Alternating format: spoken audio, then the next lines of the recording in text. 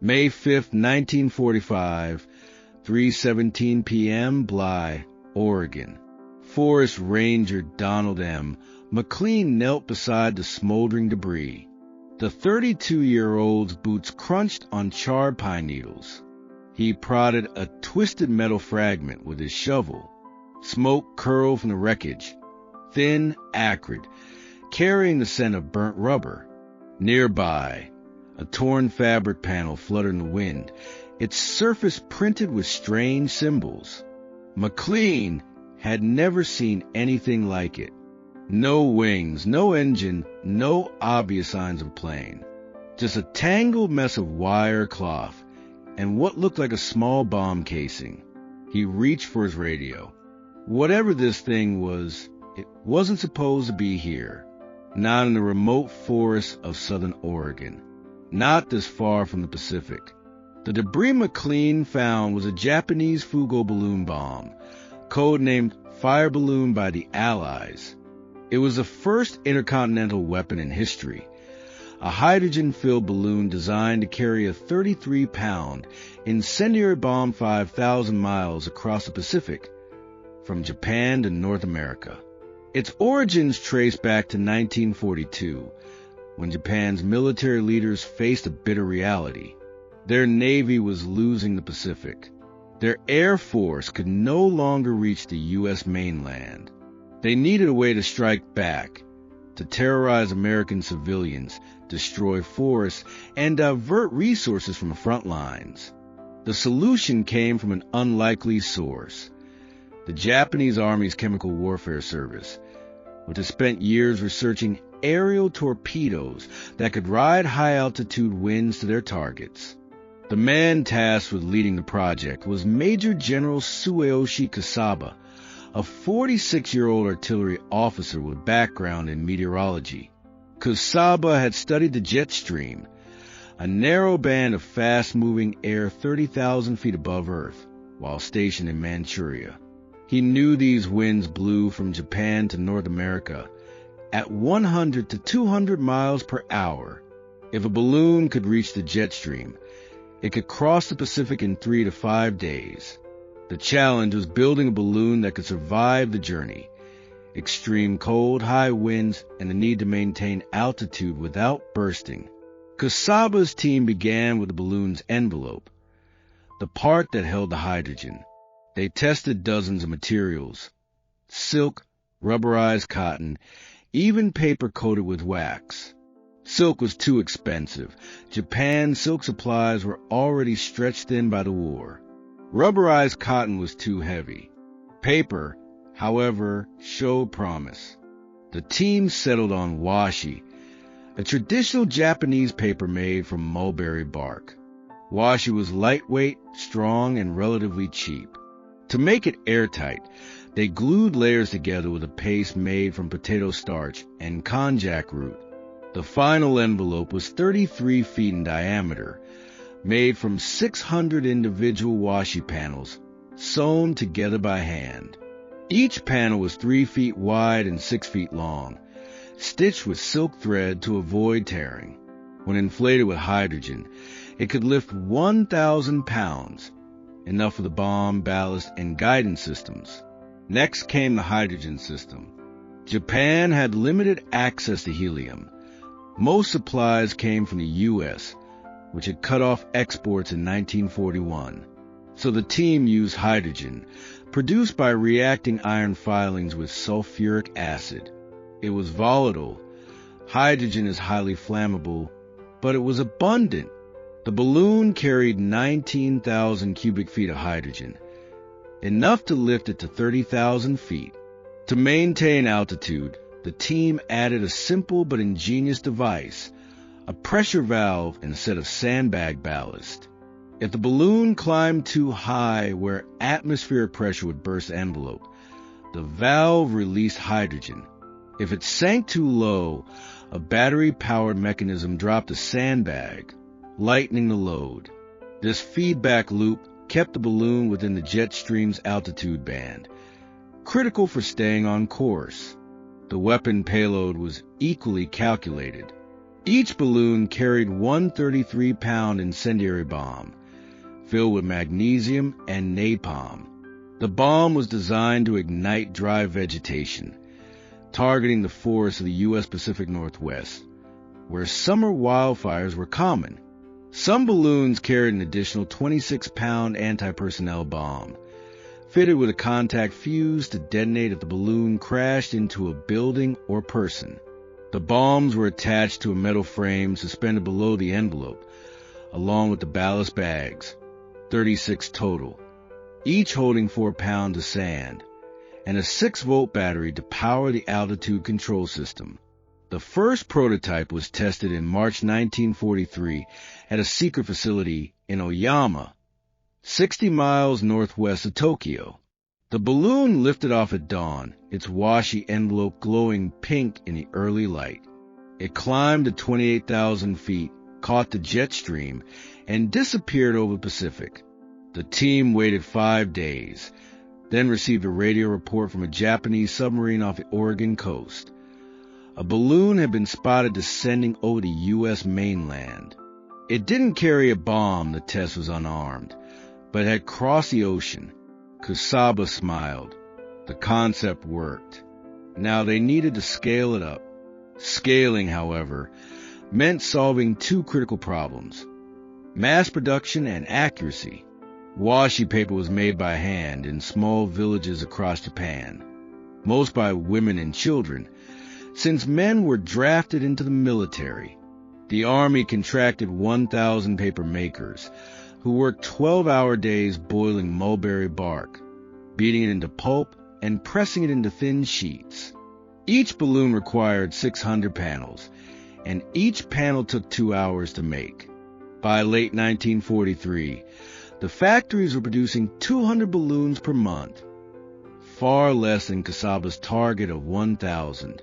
Accuracy was an even bigger issue. The balloons had no guidance system. They were at the mercy of the jet stream.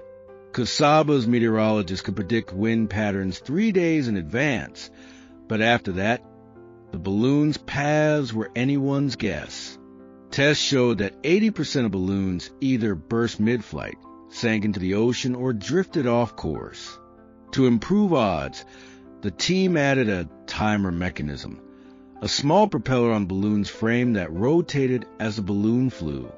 After 84 hours, the average time to cross the Pacific, the propeller would trigger a release, dropping the bomb and cutting the envelope free. The balloon would then deflate and fall into the ocean, leaving no evidence. The first combat balloons were launched on November 3, 1944. 20 balloons lifted off from Oyama, their envelopes filled with hydrogen, their bombs armed. The team watched as they climbed into the jet stream, shrinking to specks against the sky. Over the next 24 hours, 2 more launches followed. 50 balloons total. None carried return messages. The team had no way to track them. They could only wait for news of fires, explosions, or panic in the U.S. News never came. Not for weeks. The first balloon to reach North America landed in Alaska on November 10, 1944, but it was spotted by a Coast Guard cutter and sank before anyone could examine it. The second landed in British Columbia on November 21st, its bomb still intact. Canadian officials dismissed it as a weather balloon and destroyed it without alerting the U.S. By December 1944, Japan had launched 500 balloons, but the Allies had no idea. The balloons were landing in remote areas, forests, deserts, uninhabited islands. No one reported them.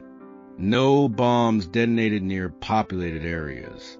Kusaba's team grew frustrated. Had the wind patterns shifted? Were the balloons bursting mid-flight? They had no way to know. Then, in January 1945, the first confirmed attack occurred.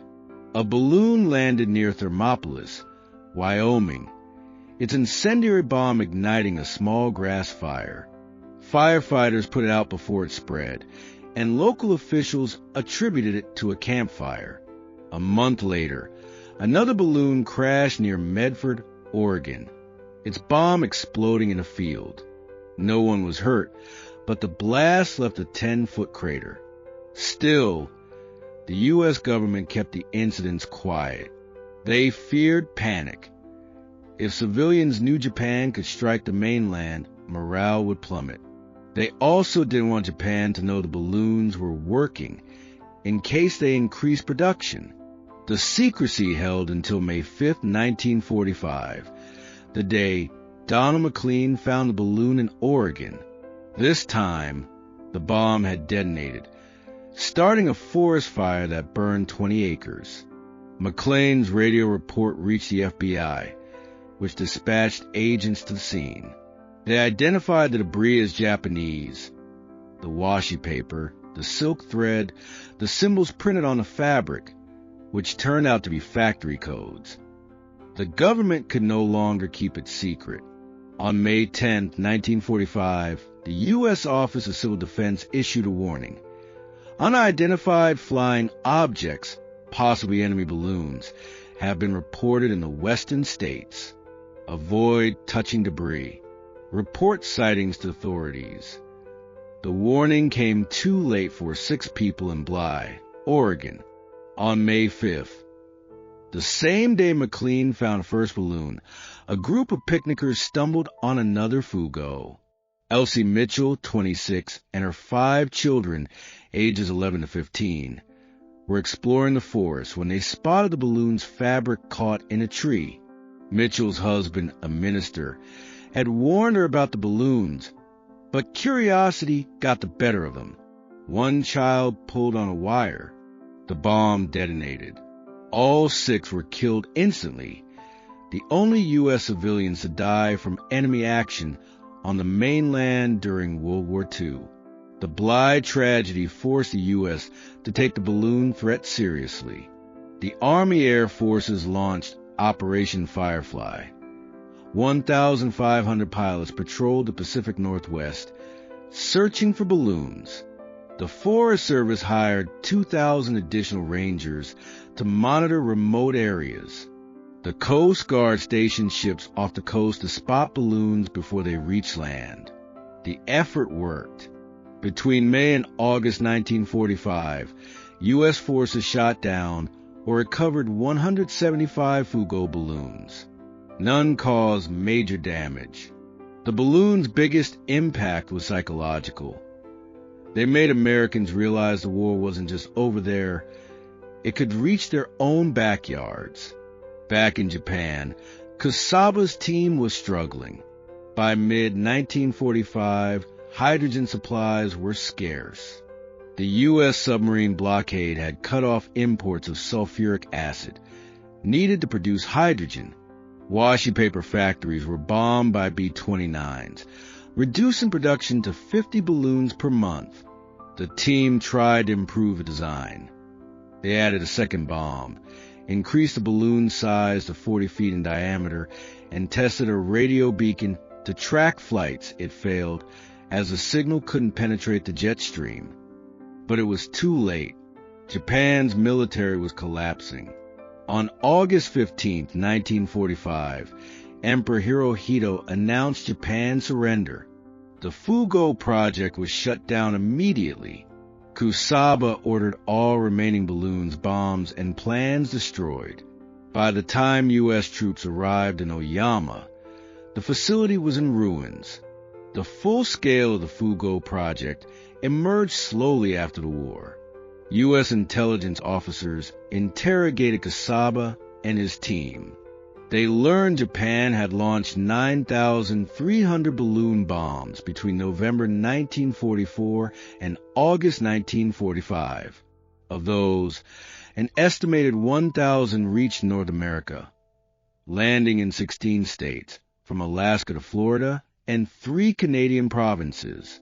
Most crashed in remote areas. Only 28 caused fires, and only the Bly incident resulted in deaths. The project was a military failure. It didn't destroy any strategic targets, didn't divert significant U.S. resources, and didn't break civilian morale. But it was a technological breakthrough. The first weapon to cross an ocean without a crew, the first to use a jet stream for propulsion, the first to turn weather into a weapon. The Fugo's technical legacy is more significant than its military impact. It taught engineers critical lessons about high-altitude flight, how materials behave in extreme cold. The washi paper remained flexible at -40 degrees Fahrenheit, how to use ballast and maintain altitude, and how to design lightweight structures that could survive transoceanic journeys. These lessons influenced post-war projects, whether balloons, spy balloons, and even early satellite designs.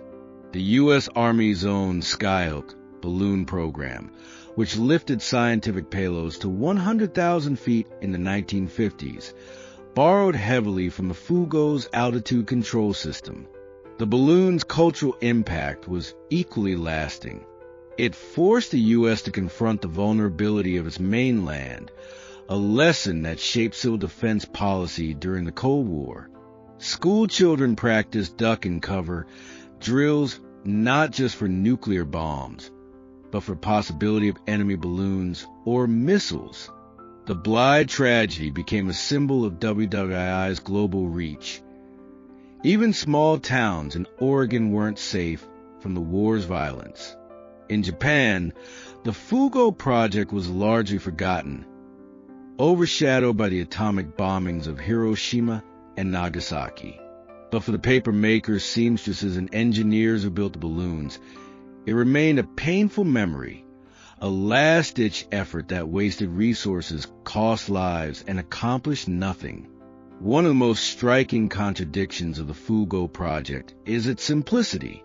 It was a weapon built from humble materials: mulberry bark, silk thread, sandbags. No advanced electronics, no complex engines, no precision guidance. Just a balloon, a bomb, and a reliance on the wind. This simplicity made it both brilliant and flawed. It could be mass-produced cheaply, but it couldn't be controlled. It could reach the U.S., but it couldn't hit a specific target. It was a weapon of desperation, Japan's way of saying, "We can still reach you." The Fugo also raised ethical questions that linger today. It was a weapon designed to kill civilians. Unlike the V-2 rocket, which targeted cities but was technically a military weapon, the Fugo was explicitly meant to start wildfires that would destroy homes and forests and to kill anyone who stumbled on it.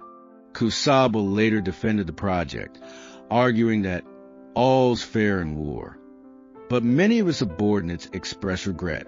One engineer, interviewed in 1965, said, "We knew the balloons would kill innocent people, but we were told it was necessary to protect Japan." I still think about those children in Oregon. In the decades after the war, Fugo balloons continued to turn up. In 1955, a hunter found an intact balloon in the Canadian Rockies. In 1978, a construction crew unearthed a bomb near Shelton, Washington. In 2014, a hiker discovered a washi panel in the Alaska wilderness. Most are defused by the military, but some remain in museums. The Smithsonian Institution in Washington, D.C., has a full Fugo balloon on display, its washi envelope faded but intact. The exhibit includes a photo of the Blythe victims, a reminder of the weapon's human cost. Major General Tsuyoshi Kusaba survived the war. He was not charged with war crimes. U.S. officials deemed the Fugo project a military failure that didn't warrant prosecution. He retired to his hometown of Hiroshima, where he worked as a high school science teacher. He never spoke publicly about the Fugo project, but in a private journal found after his death in 1977, he wrote, "The balloon was a mistake. We thought it would help Japan. Instead, it killed children. I am sorry." Donald McLean, the forest ranger who found the first Fugo in Oregon, continued working for the U.S. Forest Service until his retirement in 1975. He rarely talked about the incident, but in a 1990 interview he said, "That day changed me. I realized the war wasn't just in the Pacific. It was here in our own forests. We were lucky more people didn't die."